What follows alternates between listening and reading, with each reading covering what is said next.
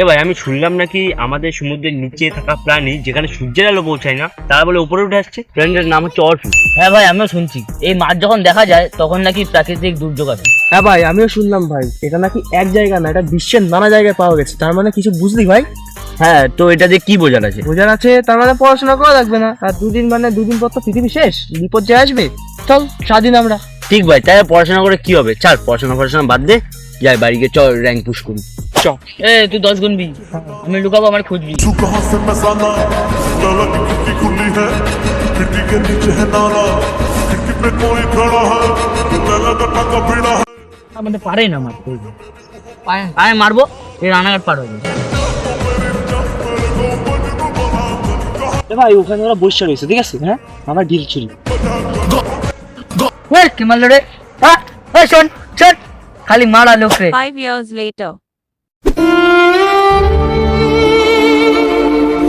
ভাই ও তো কে ভাই তুই?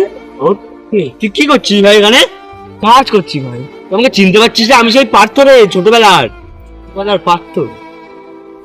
হ্যাঁ চিনছি। তোরা বলেছিলি না যে ভাই পড়াশোনা করিস না, পৃথিবীতে বিপর্যয় আসবে? কিছুই তো আসলো না। তোরা এখন কি করছিস সব? আরেকজন কোথাও?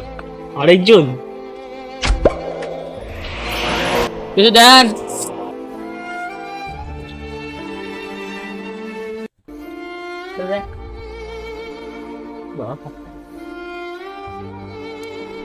ভালো ভালো হোক। তুই কি জানিস আমি এখন কি? আমি এখন চোদ্দ সিআইডি। আমরা তো কেউ পড়াশোনা করি নাই, তাহলে তুই তোর সিআইডি কি করে হইলি তুই? তোরা আর কি বুঝবি, আমি রাত জেগে পড়াশোনা করতাম, এর জন্য আমি আজকে 14 সিআইডি।